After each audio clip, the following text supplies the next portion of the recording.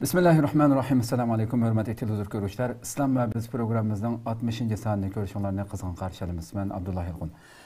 Qadirli görmələrimiz başlığandan tatib bugün günkəgəcə hər temamızda, hər bölümümüzdə bir temini asas qılğan şəkildə millətimiz çoxum hər bir müsəlman dinindən ayət roşan eniq düşünüşü gərək bolğan mövzularını söhbət edib verib kelyaptımız hammalarına məlum bolğandək.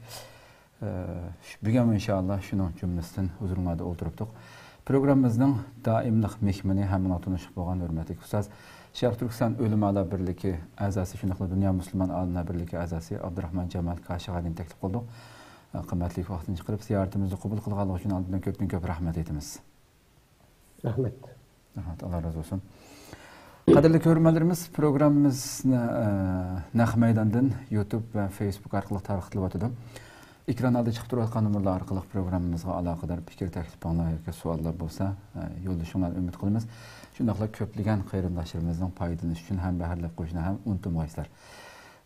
Elanımızda biz tünügün bəgəndək bugün talaş tartışını yoki münazirəni toğra idarə qilish usulları haqqında toxtalımız. Əlbəttə bu ilgirki 2 san ötən 2 həftədə birinci qarşı fikirdikilərə toğru müamilə qilish məsələsi toxtaldıq. Onun kendinden karşı fikirdikiler ve insaf doğrusu ötken hafta toxtaldıq.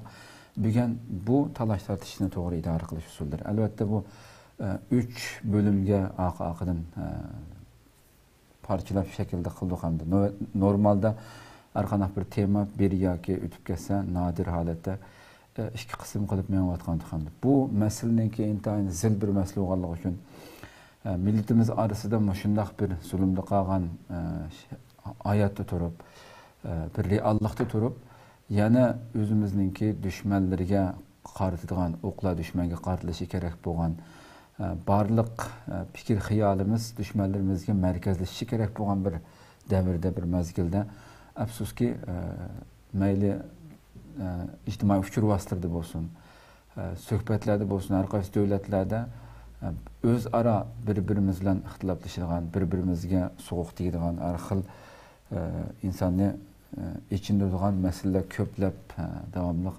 pat-pat sadir bulub turuyatqanlıq üçün şunu bunu biraz açıqan şəkildə diqqətinə sunduq. Bugün inşallah bu teminin ki axırını boğumuz. Bir vasitə programa kirib ketsək, ondan olsa aldı biləm şu talaş tartış qilish payılıq mı, ziyarlıq mı da bununla kirsək, qanı mərhəmət.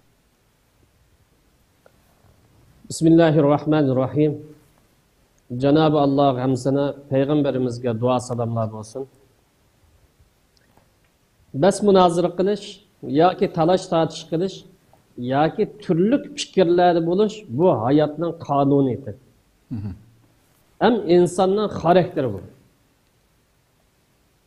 Belki bazı da insanı bilim marifet yükselse, ansafa kötürelse, bes münazır toxtuşu mümkün, ya talaş tartışda tügüşü mümkün de oylap kalışımız mümkün. Lekin insanlarda ilim marifet yükselsi mi? Dindarlık, güçlük seviyeye yetken takdirde mi? Yanılan göz karaş ve düşünce farkları sebebinden bes münazırla talaş tartışda bulap durdu.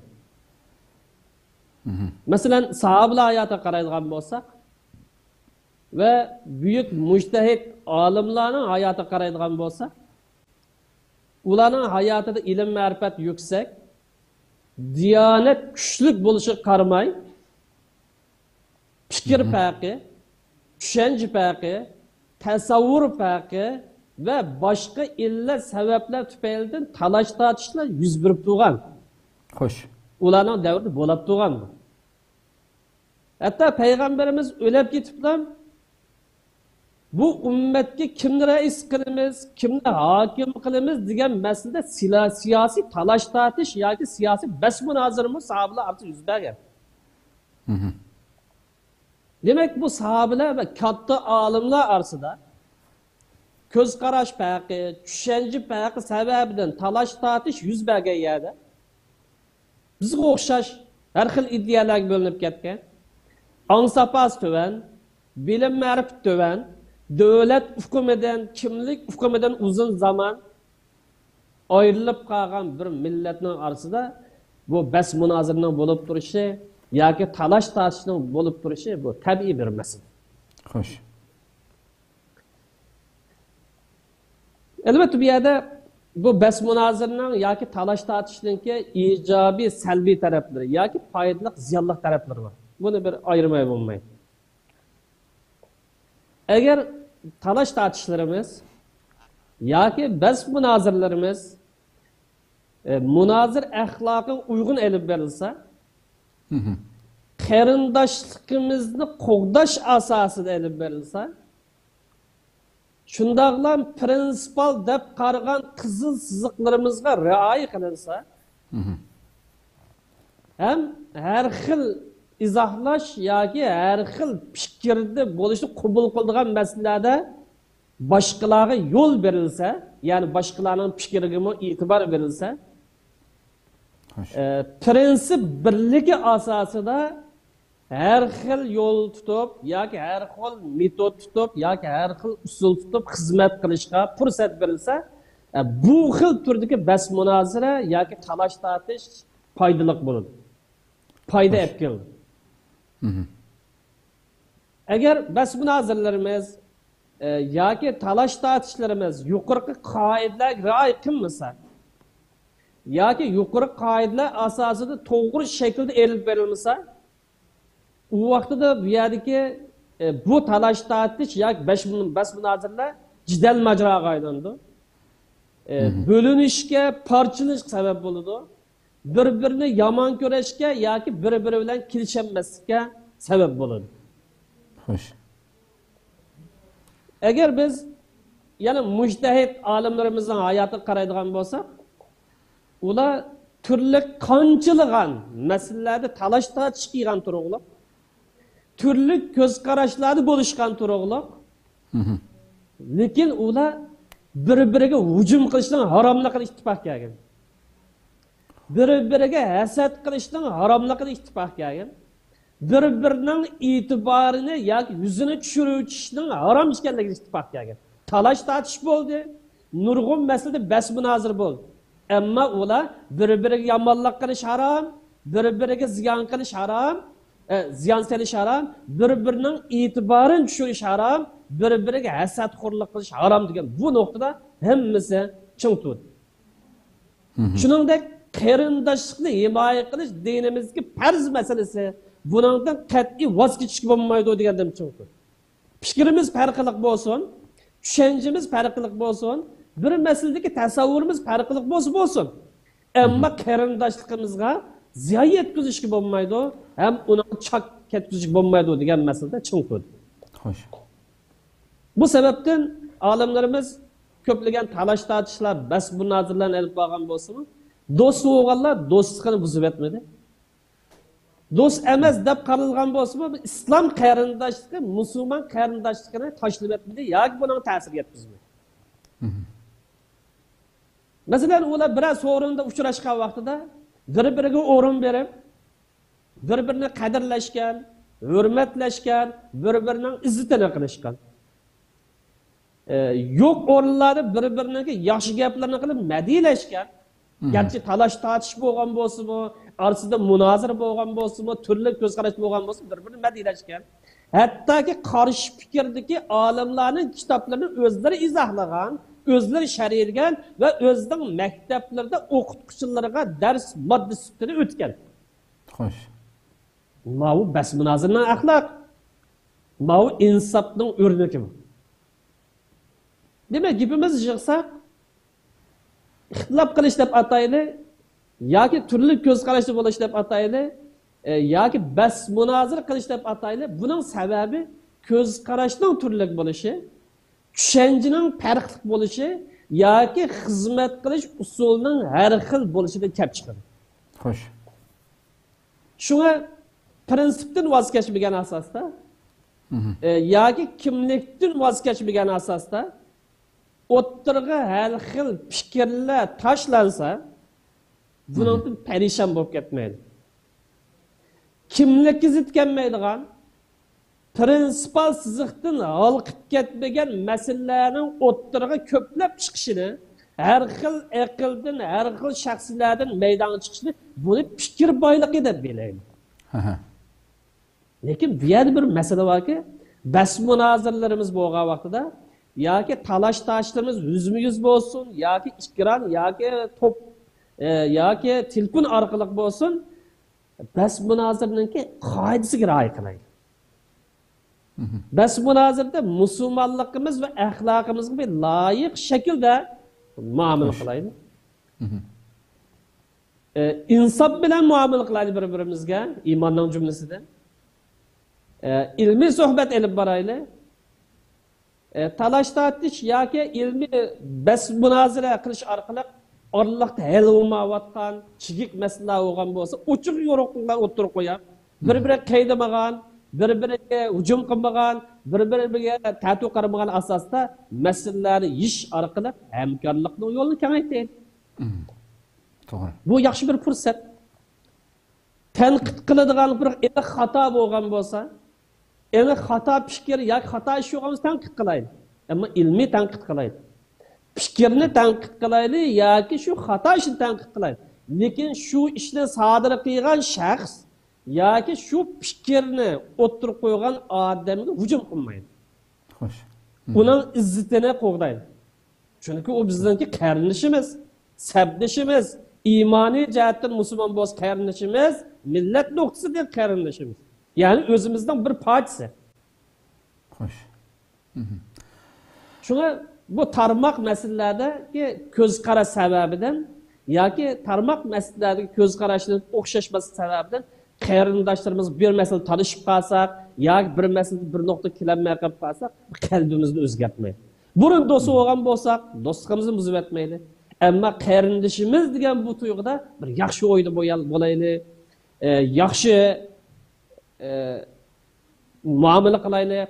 Amal va uningki ko'z qarash yoki fikrlarini to'g'ri tushunishga, to'g'ri tarafga olib tahlil qilishga o'tgan bayon qilgandek buni tirishaylik.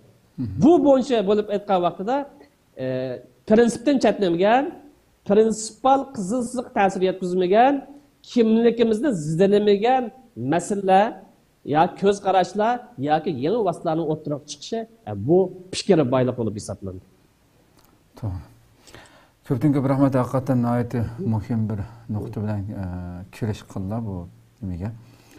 Haqiqatan islom tariximizda nurg'unlagan olimlarimizningki hatto bir bosurni yuqorida sizlab o'tgandek bir-biri bilan uchrashganda bir-biri boyadiki adab axloqidan ham shunday normalda insonlar bor deb go'zal axloq bilan muomala qildi deb ba'zilar tushunib qolishi mumkin. Aminatda ular bir sorundaki vaqtidami va yoki hatto yo'q o'zi bilan tamoman qarshi fikrdagi shaxs yoki shu olimlarning keyindan tomtomlab kitob yozganlarmi shu olimlarga nisbatan so'zlagan maqtashlari og'zi tegmay maqtab ketganliklari haqida islom tariximizda haqiqatan talaylagan misollar ko'p hamda haqiqatan odamni haqiqatan ta'sirlantiruvdan o'sha bo'lib to'rt mazhab imomlarining bir-birisi bilan tamoman qarshi butunlay o'xshamaydigan qarshi fikr qilgan bo'lishiga qaramay turib qarshi tarafdagi fikrni to'g'ri deb qaramay turib bir-biri haqidagi qilingan gaplar hamda haqiqatan insonni hayron qoldirdi hamda biz bo'lsak hamda bir ko'pincha holatda bir eng cho'ng bir dushmanga qarshi turmiz deyotgan insonlar millat turuqliq bir dushmanimiz bir turibmi shu masalalardami odatdagi islomiy masalalarni bir taraf qo'yib turaylik demiş. Siyasi meselelerden birbirimizga ig'ir darajada tuhmatlarni atish, bizga o'xshash fikr qilmaganligi uchun nurg'un shaklda uningki izzat obro'yiga tegadigan ishlarni sodir qilish haqiqatan ko'p yuz beryapti. Hamda mush talash tortishlardagi mush masalalardagi bizdagi illatlar haqida biraz biz nima ish qilib shunday illatni sodir qilamiz, buni biraz bir to'xtalsak. İctimai aloqa vositalardagi suhbat, bas munozara yoki talash tortishlar qaraydigan bo'lsak, tövendikidek bir qanchilgan illatlarni boyqig'ili bo'ladi. Masalan, birinchi mening fikrim kelmasam, men qarshi turgan bo'lasan degan falsafa. Xo'sh. Buni bo'sh o'tirib qo'yganda bir qancha yil ilgari Iroqqa kelgan arab davlatlari qartib ya men bilan birga bo'lmasang mening qarshim turgan bo'lasan deb. Endi shuning paytisi Iroqni ishg'ol ishg'ol qilgan vaqtida. Ha.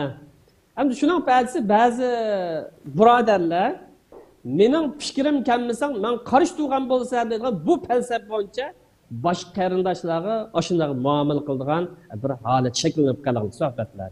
Xo'sh. Ba'zi bir birodarlar yoki ba'zilar haqiqat monopolligini da'vo qilib, o'zining yaxshi deb qaralgan yoki ilg'or deb qaralgan yoki yomon emas deb qaralgan ba'zi bir ko'z qarashni birdan-bir haqiqat deb qarab, boshqalarning fikrini xato yoki aqbas fikr deb bahona berib o'tib, o'zining fikrini qo'llamagan yoki hahu deyish bermaganlarni dushman tutib oladigan, yomon ko'radigan, munosabatini uzib o'tadigan, qaydaydigan bu xil illatlar jamiyatimiz yuz berayotadi. Xo'sh.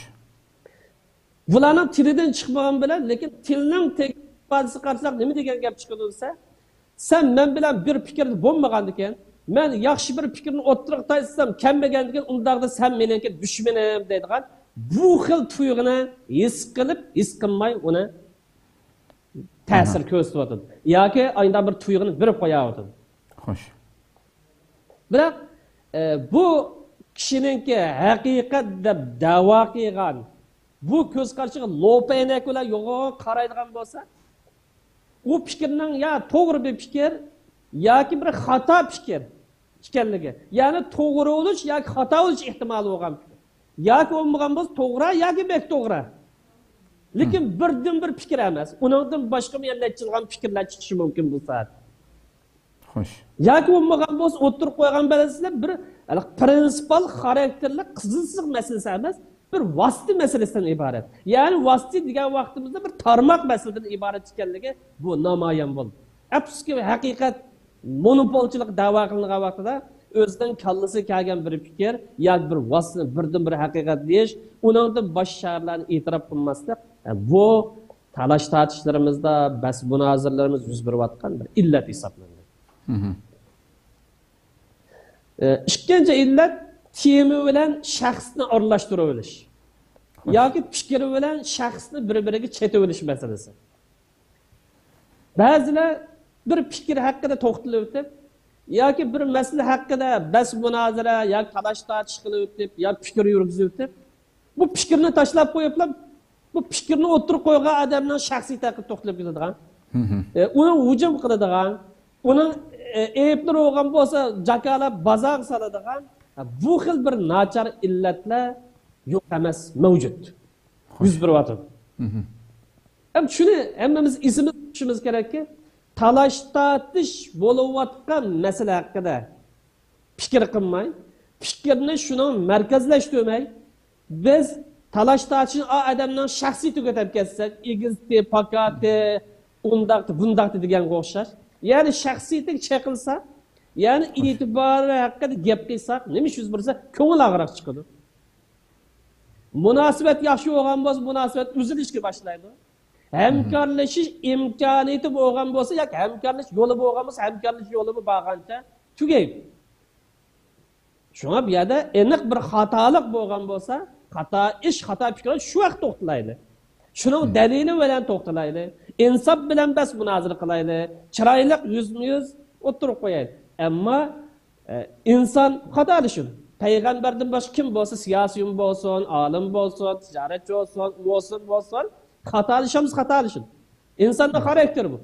Shuni bir xatolik yuz berib qolsa, uni nasihat qilaydi xato. Bu yerdagi masala nasihat qilish bilan birlikda masaladagi jamiyatga uning olib keladigan ta'siri ijobiy, salbiy masalalarga to'xtaladi. Lekin shaxsiy taqdiri inson bo'lish e'tibori bilan uni hal qilib o'tib ketaydi. Uchinchi illat suhbat tilining nacharligini his qilib olgani bo'ldi. Ishqiran suhbatlari yoki ba'zi bir to'plarda bo'layotgan suhbatlar qarasak, ba'zi bir shaxslar o'zininki ilg'or fikrlarini chiroyli usulda dadil o'tirib qo'yib, qanoatlanarli shaklda o'tirib qo'yib, xalqni atrofiga to'plab o'zining fikrini jonlantirishning o'rniga qanday qiladi desa, o'zining ilg'or fikrini o'tirib qo'ymay, uchun chiqarib qo'yib, Yerib qarab olmaylar. Mening bu ilg'or fikrimning ki, yaxshi fikrimning baza topolmasligi yoki bu fikrning o'ttirib chiqmasligiga palani sababchi. Ya u tashkilot sababchi deb hujum qilishga boshladi. Asli bu qarindosh yoki bu birodar kallasida yaxshi bir fikr bo'lgan bo'lsa, ilg'or bir yaxshi masala bo'lgan bo'lsa, uni qanoatlanarli shaklda o'ttirib qo'ysa, bu orqali odamlarning atrofiga to'play oladi. Kishilar qanoatlansa shuni qo'llaydi. Ammo afsuski ilg'or fikrni o'ttirib qo'ymay, qanday qilsa, mush fikr baza topdi, mush fikr yaxshi oqdi, lekin falon shaxs mushunga to'sadiq bo'ldi. Yoki falon tashkilot mushunga sabab bo'ldi deb kallasi ayda xiyol qilib o'ylaydiki, mush shaxsni men muloqot qilib etsam, yoki bu tashkilotning yuzini tushirib etsam, onun etrafındaki adamlar mening qashimga mokkili keladi, endi mening fikrim baza topdi deb bu xil xiyolga, bu xil xato tushuncha kirib olgan ahvollar mavjud. Xo'sh. Ammo afsuski bu qarindoshlar boshqalarga ta'dib qilish orqali bas munozirning adab axloqlariga rioya qilmaslik orqali hatto og'zini qabih tillar bilan sattillar bilan buzish orqali boshqalarga dalilsiz, pokisiz, qalpoq muhrlarni tamg'ularni urish orqali o'zining qanday odam ekanligini dunyoga oshkorlab bo'lag'lab to'rishkalarlar. Demak bu boshqa odamni ko'r. Bu boshqalar haqida bir adab axloq rioya qilmayotdi. Qarindoshlikning huquqiga rioya qilmayotdi. Insof qilmayotdi. To'xtamay u uni qilmadi, bu buni qilmadi, al sababdan men bunday bo'ldim deb qo'shayotdi. Bu adamning axloqi nacharsiz qanday bo'lib buning kaynidan mangaydi. Qanday bo'lib buning gapini biz e'tirof qilaylik deb kishilarning aqli bor. Demak bu adam boshqalar urutib men ustiga chiqaman deydi. Afsuski bu vaqtda o'zida ustiga chiqmay pastga tushib ketadi. Ya'ni axloqining nacharligi bu odamni yuqoriga chiqishdan tövanga tushirib qoladi. Bu talash tartishim yuz berayotgan og'ir illatlarning birisi. Şuna bu talaş tartış bo'layotgan masalalarda boshqalarga hujum qilgan nima maqsadda hujum qiladi deb mulohaza qilsak, ko'pincha hollarda boshqalar hujum qilish sababi baza topolmagan bir fikr yoki qamlashmagan bir faoliyat yoki rivojlanmagan bir ish harakatni mas'uliyatini o'zidan ko'rmay, o'zining tajribasizligidan ko'rmay, yoki munosib usul qo'llanmaganligidan ko'rmay, boshqalardan ko'rganlikdan kelib chiqadi. Bu ishninki oqmasligining sababisi shu. Ash tashkilot jim turib olmagan bo'lsa, yoki uni qilmagan bo'lsa-da, mas'uliyatni o'zidan ko'rmay, boshqalarga ochiq uringanlik. Mandachilib aytgancha, men yaxshi odamman. Men o'tkir fikrlik odamman. Men dahi sifatli odamman. Mush millatni zodi undan bunday qilib bir yerga akilalaytam, ammo falonining sababidan qilinmayapman deb o'zini oqlab, mas'uliyatdan qichish ko'rinishda iborat. Bu gapning tagmayati kirsa shunday gap chiqadi. Xo'sh. Bu xil illatlar, bu xil ko'rinishlar yuz berib bo'lsa, afsuski talash tartishlarimizda yoki bas munozirlarimizda yuz beryapti. To'rtinchi bir illat yuz berayotgan ovozini yuksaltish orqali o'zining kuchli ekanligini isbotlashga uringan ahvollar mavjud.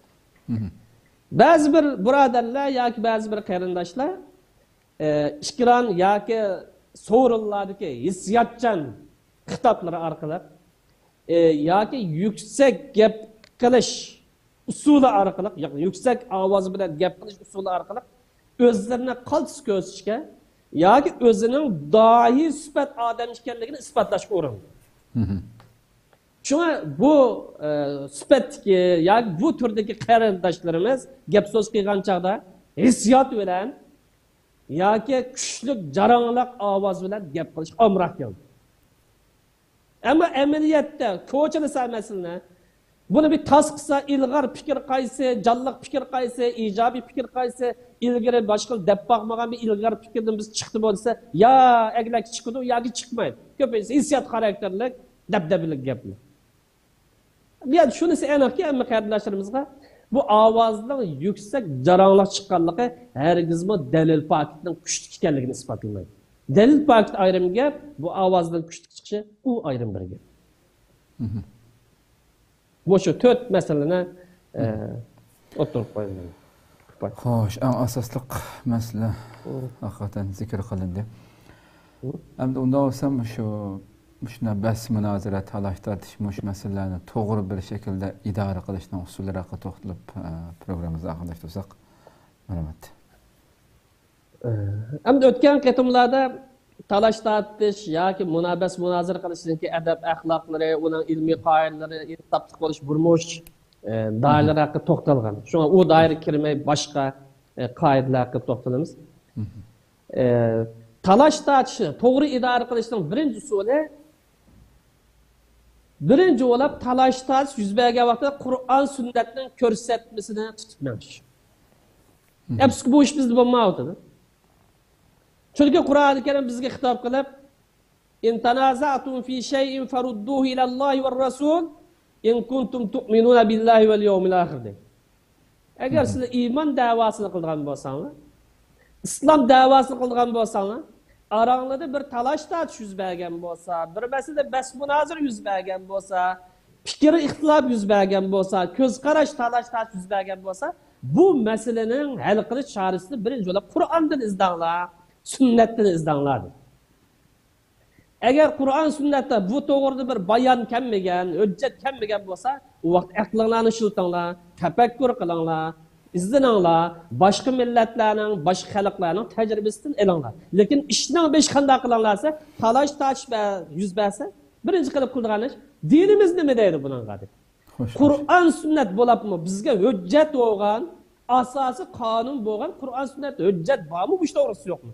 Agar hujjat dalil bo'lgan shu bo'yicha qiladi, bo'lmagan bo'lsa, biz tafakkur qilishga, izlanishga, boshqa millatlarning tajribasidan foydalanishga yo'limiz ochiq.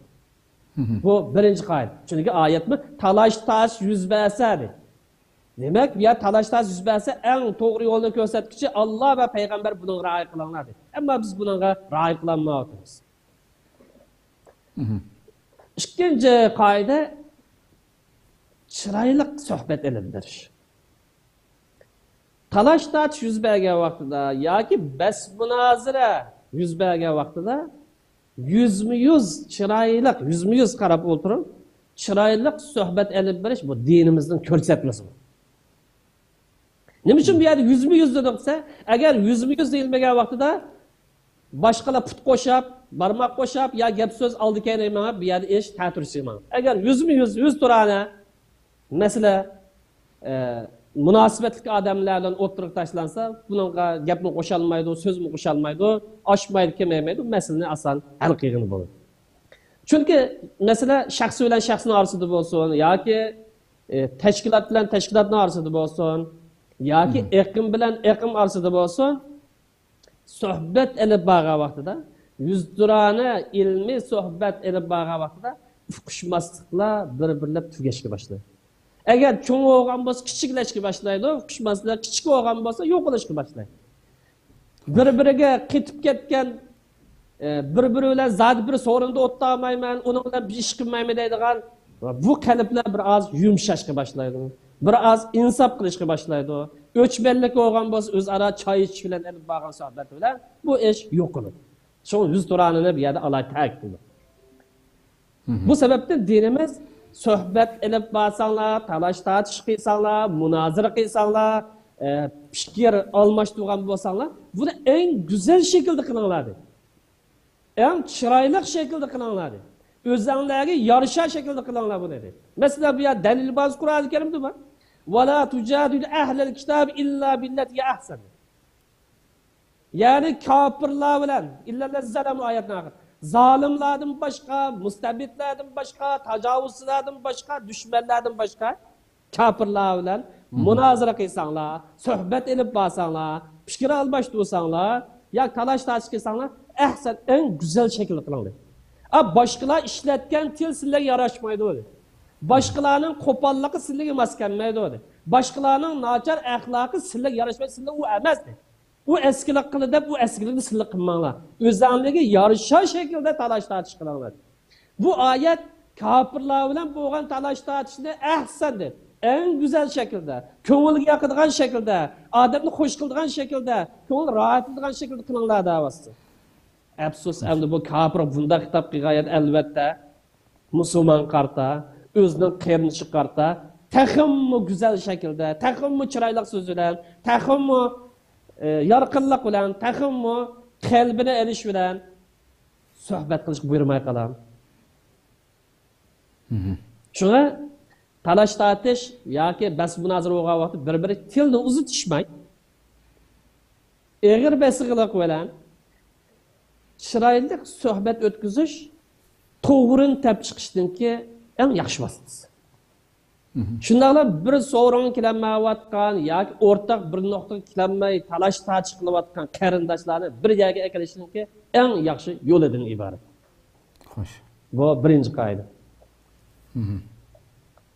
İkinci qoida ittifoqlik doirasini bekitib olish yoki ittifoq qiladigan nuqtalarni bekitib olish. Olimlarimiz orasida hamkorlashib harakat qilish deydigan bir qoida bor. Ya'ni hamkorlashib harakat qilishga yo'l hozirlab turgan bir mashhur qoida. Nima deyapsa? Nata'awanu fi mattafaqna alayh va ya'duru ba'duna ba'dan fi maxtalafna alayh. Biz o'rtaq fikr kelgan, o'rtaq tushuncha kelgan, birlik hosil qilgan, birlik deb qaragan nuqtalarda hamkorlashib ish qilamiz, ittifoqlashib ish qilamiz, bir bo'lib ish qilamiz. Ammo bir nuqtaga kelanmagan, bir tasavvurga kelanmagan, talashda chiqib qolgan, bas munozara bo'lib, yo'llarimizda bijak kelmagan bunday masala bo'lib qolsa, boshqalar hujum qilmaymiz. Boshqasininki ayb nuqsonlarini bazaga solmaymiz. Uning e'tiborini tushirib etmaymiz. Uning yuzini tushirish urinmaymiz. Balki deymizki, biz bilmagan bir yeri bor dedi. Balki uningki bu bir to'g'ri bir deydigan, to'g'ri bir tarafi bor deb ularga e'tibor beramiz. To'g'ri tushunish kelishimiz. Xo'sh. Agar biz mush qoidaga amal qila olsak, ko'plagan masalalarda hamkorlashib harakat qila olamiz. Afsuski biz bu qoidani bu shaklda ishlatmay, uning ta'tirisi bo'yicha ish qilyapmiz. Nima deyapmiz esa?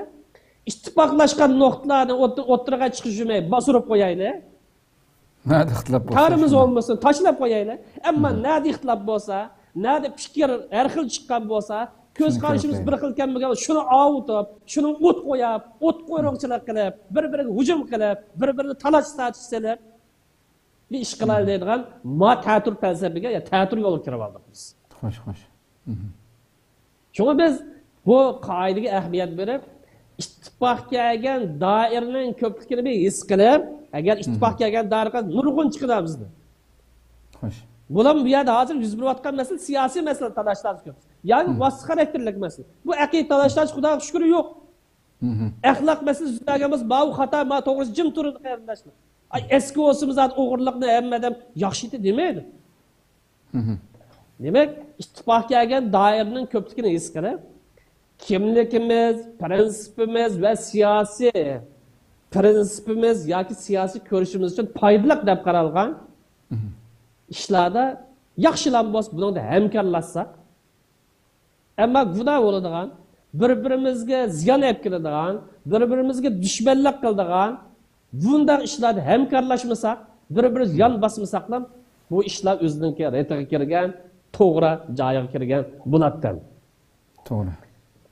Chunki Qur'oni Karim bizda musulmon bo'lishimiz bilan foydaliqlar bo'ldi ekan, yaxshilar bo'ldi ekan, ko'nglimiz birisi bilan yaqin bo'lsin yoki yiroq bo'lsin hamkorlashib qo'yadi. Xo'sh. Ko'nglim yaqinda hamkorlashiman, meningki atrofimdagi hamkorlashiman, olim ko'nglim yiroq hamkorlashmaydi, unda haqqimiz yo'q bizdan.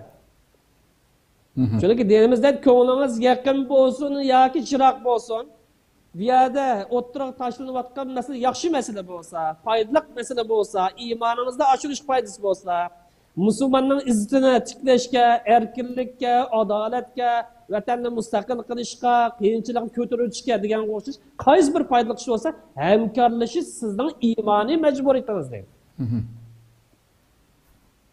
Ammo gunoh bo'ladigan, zulm bo'ladigan, adolatsizlik bo'ladigan bunday ishlarda eng yaqinimiz bo'lsinmi o'zingizning atrofidagi odam bo'lsin, uning bilan hamkorlashmaysiz, uni yon bosmaysiz. Mana bu oyat bu to'g'rida va ta'avanu alal birri vat taqva dedi. Yaxshilik, birning ma'nosi yaxshilik, har qanday yaxshilik, qaysi bir doirada yaxshilik bo'lsin, hamkorlashinglar dedi. Ya'ni iymoninglarning eshiga, musulmonlarning kuchlanishiga, izzat sharifining yukselishiga taqvodan maqsad. Masjidlarning bosh ko'tarishiga, munalning azon aytishiga,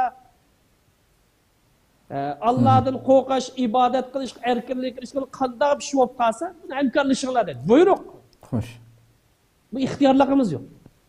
Ammo ismi gunoh xarakterdagi ish. Biz sizga tajovuz qildigan, yoki biz sizningki e'tiborini tushirib o'tadigan, yoki biz sizga zulm qiladigan, yoki haqoratlaydigan, yoki kamsitadigan, yoki uni o'rakishtirib o'tadigan degan bo'lsa, bunda gunoh xarakterdagi ish bo'lsa, hamkorlashmaysan deydi agar. Kim bo'lsa hamkorlashmaysan dedi. Vattaqullah dedi. Ama mening adamimda, mening tashkilotimdagi adamda, mening yaqinimda, atrofimdagi deb undaq ichki yuzlamlik qilishdan yoki ikki xil mezon tortishdan saqlaninglar. Allohdan qo'rqinglar. Hisobati bor ishdan. To'rtinchi qoida masalaga talash tortish bo'layotgan masalaga qayta qarab chiqish. Xo'sh.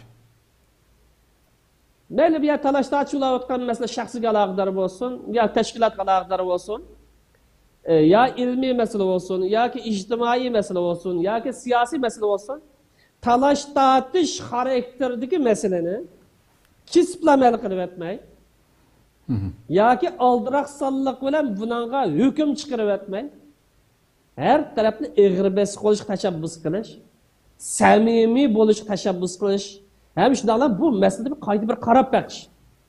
Balkim buningda yaxshi fikr bordi. Balki bu fikrda xatolik bordi.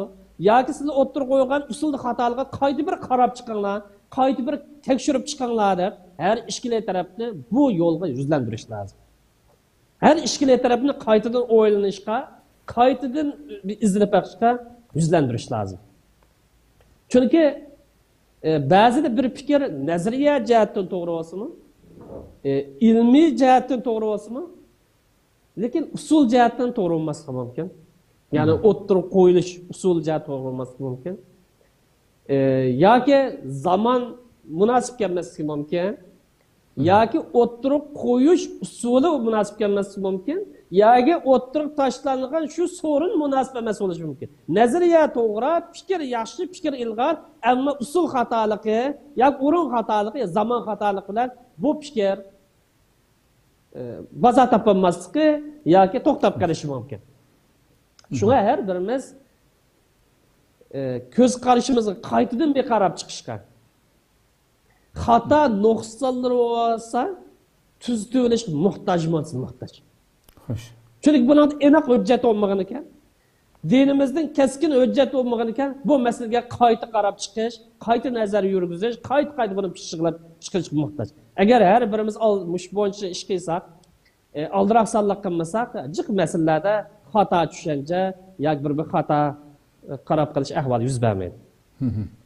Bu yerda shuni eskartib o'tamizki, oxirida fikriy mustabidlik qilish yoki keskin hujjat bo'lmagan bir masalani besim qilish orqali o'ttirg'i solamiz yoki bazoq solamiz yoki qiyg'izmiz deb urinish bu aqmaydigan bir ish.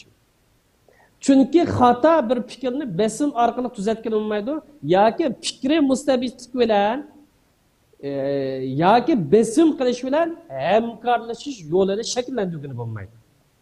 Xo'sh. 5-qoida to'g'ri tushunmaslik qiyinchilikni hal qilish. Ya'ni to'g'ri tushunishga urinig'ini unmaydigan bir qiyinchilik bor, buni hal qilish lozim. Xo'sh.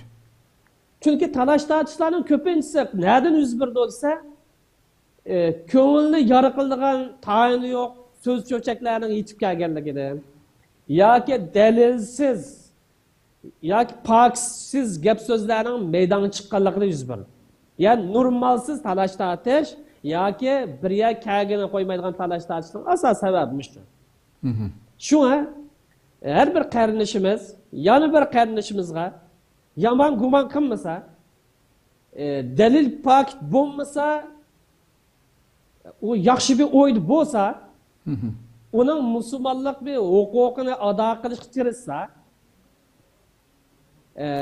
onun sözünü yaman taraf gibi apırıp etmeyi, bir yaxşı taraf gibi apırıp tahlil qilishga, tushunishga urinsa, navad baş tarafdan bir xatolik sodir bo'lgan bo'lsa-mu, uning yomonlik bilan javob bermasdan, balki yaxshilik bilan javob berishga urinsa, bu ish o'zligidan o'ngishiladi, hal bo'ladi. Mushunga ehtiyojimiz bormi? Ehtiyojimiz bor. Chunki dinimiz biz ko'rsatib berib, "Va la tastavil hasana va sayyi'at." Yaxshilik bilan yomonlikni o'xshash deb qaramang. Xo'sh. Boshqalar yomonlik qildi deb davomliqsiz tushib qolmang. Sizga u kimdan? O'ylaning ba'zida. Lekin boshqalar sizga ba'zi xatolik qilgan bo'lsa-mu, yoki sizning haqqingizni daxl tarjih yetkazgan bo'lsa-mu, sizdan uning berilgan javob bel tilingizdan bo'lsin, yo qalamingizdan bo'lsin, yo qo'lingizdan bo'lsin, nim bilan bo'lsin-sa, yaxshilik bilan bo'lsin. Aning eskiligi deb unda qilmay bir apu qiling. Bir sabrchan bo'ling, egri bas qiling deb. Vatfa billatiya ahsan. Boshqalarni eskilik qil deblam, sen eski bo'lib qolsan qanday bo'ladi? Sen ahsan uningga yaxshilar javob berdi.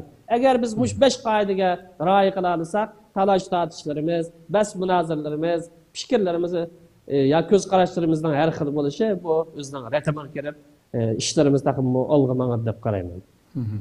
Xo'sh. Ko'pdan ko'p rahmat. Hamda bu shu o'tgan kim 3 san degan inshaalloh shu oxirini boqqan bo'ldik. Mushuninki o'ylatqizgan narsamdi menamda shu. Siz kimni qanaqa qaraysiz shu? Hamda shukrlar bo'lsinki millatimizning ichidagi diniy sohadagi olimlarimizning ichida bir-birisiga qarshi maqol yozadigan yoki bir-birisining ma'lum bir islomdan bir fikrlarini masalan o'tirib qo'ygan bir fikrga qarshi bir-birisi bilan jadal qilishib yoki munozirlashib qilgan narsani yo'qning o'rnida yo'q, men ko'ra baxmadim jiqamda. Bu bizning millatning ichida alhamdulillah bizning millatning ichida Shia yoki u firqa bu firqa degandek farqlar jiqolmagan ekan, Allohga shukrlar bo'lsinki. Bunday narsani ko'p uchratmaymiz. Siz abay deb o'tgandek ko'pincha jadal majralar shu siyosiy jihatdagi talash tortishlar, jamiyat tashkilotlari o'rtasidagi, shularning rahbarlari o'rtasidagi fikr ixtiloflari ko'proq tilg'anmayotgandi. Buni masalan shu islomning ruhiy orqali hal qilinishi kerakligini so'zlab o'tgan bo'ldik hamda 3 bo'limda. O'tgan soatdagi mana shu oxirgi vaqa va muloyiz programmamizniki balkim siz ko'rgan bo'lishi mumkin shu Qalbinur xonim bilan Gollandiyadagi Amerikadagi Zumrat Davud xonim taklif qilgan bu programmaga va boshqalar qatnashgan bo'ldi. Ulamolar birligida qatnashdi.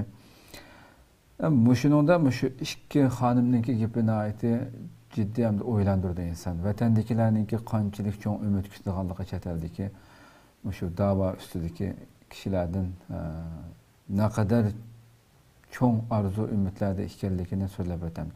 Ular o'zi chet elga chiqib, Uyg'urlarning o'rtasidagi bo'layotgan bu talash, jadal majra bir-birini qarlaydigan, yo'q qilib tushirib o'tadigan, uning qilg'ashini vayron qilib, xoinlikqa uni bundan chiqaradigan bunday ishlarni chet elda ko'rib cho'chib ketganligini dedim. Haqiqatan biz o'zimizga ishonmay qoldik bu ahvollarni ko'rib. Hozirgacha shunda vatanda shunda darajada qirg'in qilinib bir millat sizning millatning yo'q qilinayotgan shaklda sen devatgan mesela şu rehberler oturup koyuyotgan narsalar qarşı tarafta hakikaten boğan bo'lsa-mu, yüz aşında bir cinayetçi insanlar olup ketken bo'lsa-mu, bir-birisiyle şunda kişilerini qilib bir yer kilenmeydiğen fikirdeki insanlar bo'lib ketken takdirde mi?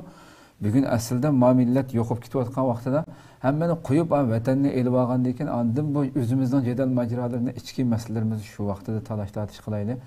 Bugün bunu koyup dağı qartayla hammamiz bir qo'l tutishmayli degan manzirning shakllanmaganligidan shikoyat qilishdi. Bu aslida bu shakllanish kerakdi degan narsani o'tirib qo'ydi. Bunda haqiqatan to'g'ri, siz uchun shuncha bola bir Allohdan shunday bir ahvolda turib bularningki yanada shunday shakldagi talash tortishlar, bir-birini qarlashlar bu davom qilishi sizce bu nimani tushundirdi? Bu yoki johillikmi, ulardagi yoki mansabparastlikmi va yoki o'z mabtullikmi, ya'ni o'zimlam o'tirg'a chiqarish uchun harakat qilayotgan ishmi? Qanaqa qaraysiz bunga? Bu meselede biz ilgili köp to'xtalgan. Yana to'xtalamiz bu meselede Allah xos kelar qatamni tatib. Bu meseledeki birinci sebebi siyasi kurashning prinsiplarining belgilanmaganligidan kelib chiqadi. Bu siyasi kurashimizda bizdan qizil siziq qo'yish lazım. Eğer qizil siziq bekitadisak, ya'ni ona ramkalarni bekitsak, aqidamiz asosida, millatimiz asosida yoki bir butun kimligimiz asosida siyosiy kurashdan xaritasini bekitsak, xo'sh. Bundan keyin kim tashkilot qilsin, nima nomini qurishdan qat'iy nazar, kim siyosiy faoliyat olib borsin, mushu siyosiy prinsipninki ro'yi bo'yicha, mushniki siziqi bo'yicha faoliyat olib berishga majbur bo'ldi. Ham ashla qilish lazım. Çünkü millet birlikka kelgan bir yo'l xaritasi bu. Agar bunun kelmay biz u yoqqa taz, u yolg'iz qolib qoladi. Agar bu yo'l xaritasi bekitilgan bo'lsa, bu vaqtida mayli o tashkilot olsun, bu tashkilot olsun, Türkiye'de olsun, Avrupa, Amerika'da bo'lib qolsin, hammizniki ona ramkasi o'xshash bo'lgan bo'ladi. Kim bekitdi bu yo'l xaritasini? Buni kim emas, bu millatninki bilim adamları,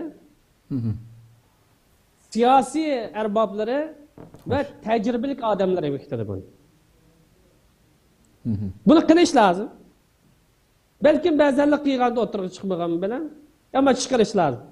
Bu birinci amil yo'l xaritasi belgilansa, u vaqtida bu prinsipal meselede hamkorlashib xizmat qiladigan gap.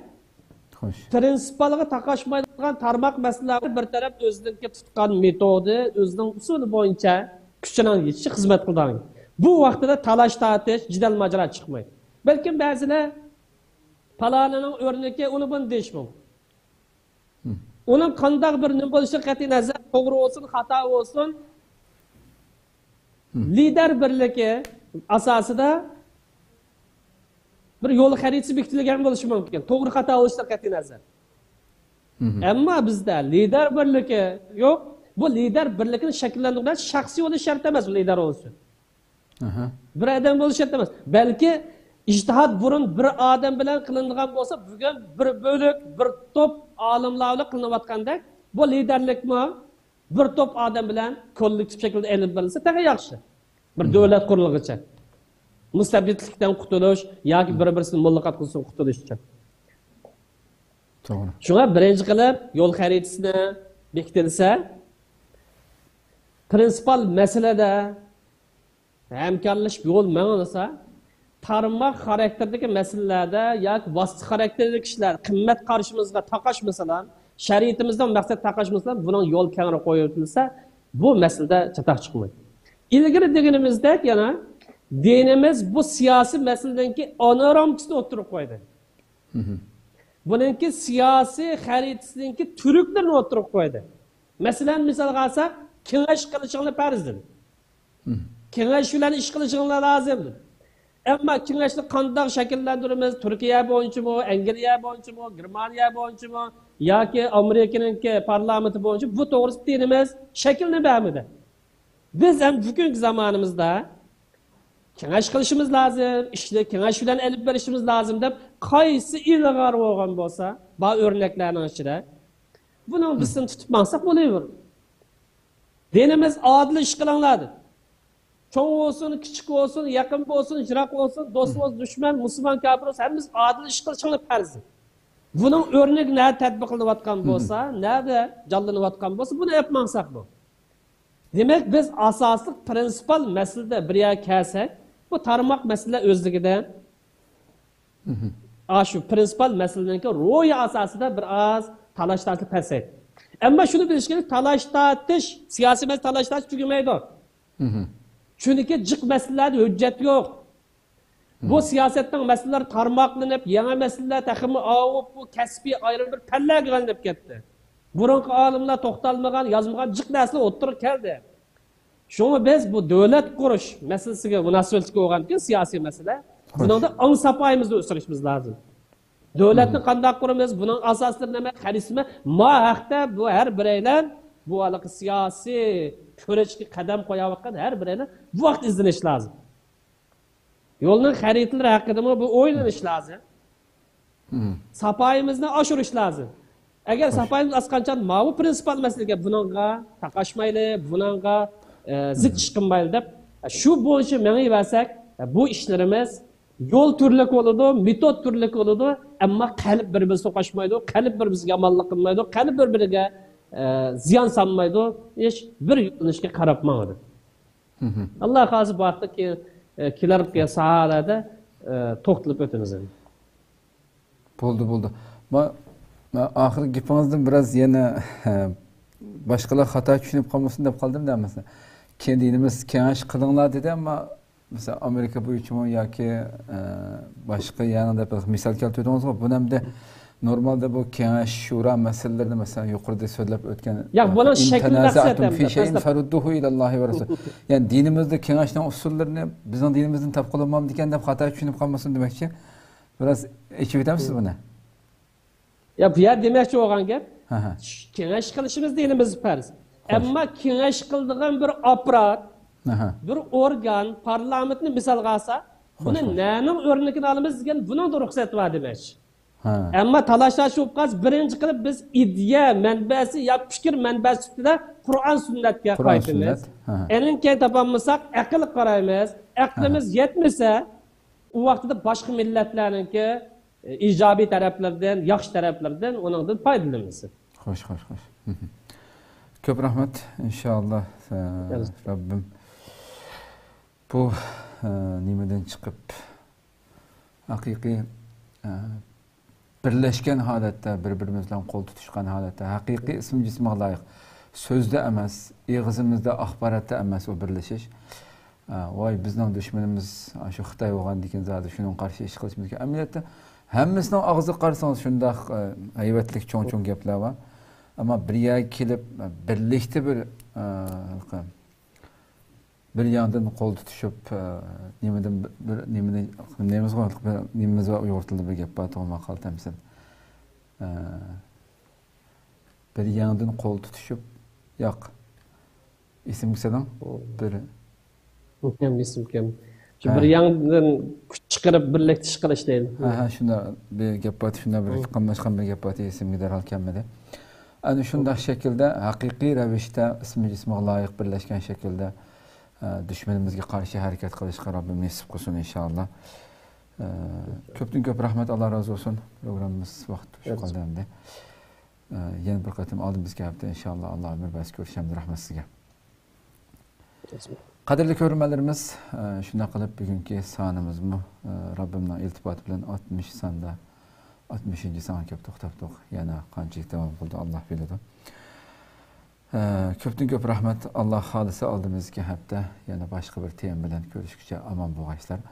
Assalomu alaykum va rahmatullohi taala va barakatuh.